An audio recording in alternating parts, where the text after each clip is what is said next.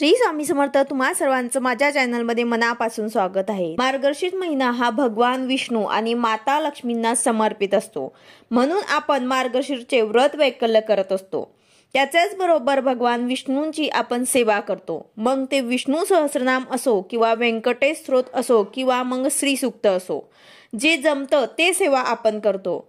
तसेच या महिन्यात ज्यांना कोणाला आर्थिक प्रॉब्लेम असेल, आर्थिक अडचणी असतील, पैशांसंबंधित काही समस्या असतील, तर त्यासाठी अतिशय प्रभावी सेवा ते म्हणजे सत्यनारायण। आपण प्रत्येक महिन्यात पौर्णिमेला सत्यनारायण करतो, पण श्रावण महिना आणि मार्गशीर्ष महिना ह्या महिन्यांचं पावित्र्य खूप आहे। ह्या महिन्यात बघा, आपण जेव्हा सत्यनारायण करतो ती सेवा भगवान विष्णूंची एक सगळ्यात प्रभावी सेवा आहे आणि मार्गशीर्ष महिना हा भगवान विष्णूंना समर्पित आहे।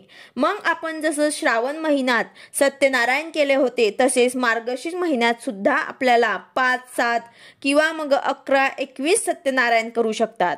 आता हे कसे करायचे आहे याबद्दलची संपूर्ण माहिती मी तुम्हाला आजच्या व्हिडिओमध्ये सांगणार आहे। व्हिडिओ पूर्ण बघा, जेणेकरून तुम्हाला संपूर्ण माहिती मिळेल। जर तुम्ही चॅनलवर नवीन असाल तर चॅनलला सबस्क्राइब करायला मात्र विसरू नका आणि व्हिडिओला लाईक करायला मात्र विसरू नका। बघा, ही सेवा केल्यामुळे बऱ्याच लोकांना अनुभव सुद्धा आलेले आहे, त्यांच्या आर्थिक समस्या दूर झालेल्या आहे।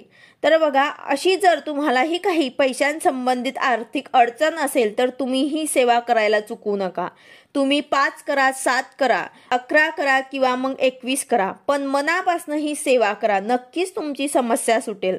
आता मार्गशीर्ष महिना सुरू झालेला आहे, तुम्हाला ही सेवा करायची आहे, तर ही सेवा करताना पहिल्याच दिवशी तुम्हाला या सेवेचा संकल्प घ्यायचा आहे। संकल्प कसा घ्यायचा आहे हे सर्वांना माहिती आहे।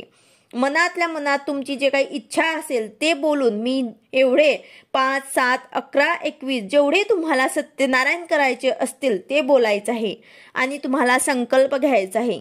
आता यामध्ये मासिक पाळी किंवा सुतक किंवा विटाळ आले तर ते दिवस तुम्हाला स्किप करून पुढे सेवा कंटिन्यू करायची आहे। तर या पद्धतीने तुम्हाला 11 किंवा 21 जेवढे तुम्हाला जमतील, 5 जमत, 7 जमत किंवा मग 11, 21 जेवढे तुम्हाला सत्यनारायण करायचे असतील, तुमच्या पद्धतीने तुम्हाला जसे जमतील तसे तुम्हाला करायचं आहे। आता यामध्ये नियम काय आहे, तर नियम एकच आहे की मांसाहार वर्ज करावा।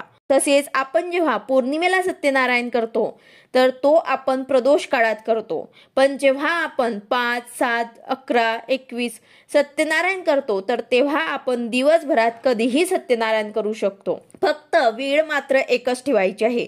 जसं की तुम्ही सकाळी पूजा करणार तर पूर्ण सकाळीच करायची आहे, किंवा मग तुम्ही एका दिवसाला संध्याकाळी केली तर मग संध्याकाळीच करायची आहे, किंवा दुपारी केली तर दुपारीच करा।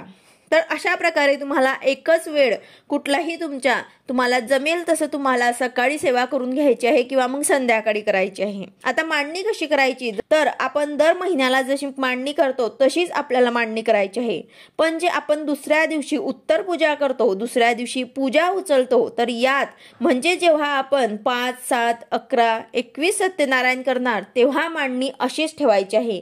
तुम्ही संकल्प किती सत्यनारायणचा घेतलेला आहे तेवढे दिवस पूर्ण तशीच तुम्हाला ती मांडणी ठेवायची आहे।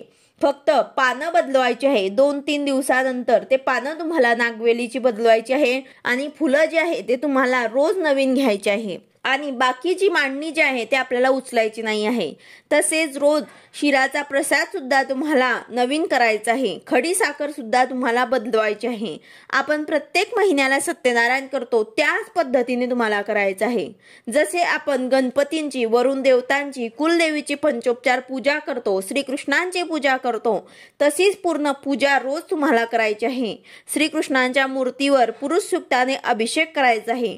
ज्यांना अभिषेक करणं शक्य होणार नाही त्यांनी बाळकृष्णाच्या मूर्तीला रोज जशी आपण देवांना आंघोळ घालतो तशी आंघोळ घालून परत तिथेच ठेवायचं आहे। तसेच शिराचा प्रसाद एकदम कमी आपल्याला करायचा आहे, कारण रोज आपल्याला करायचा असतो।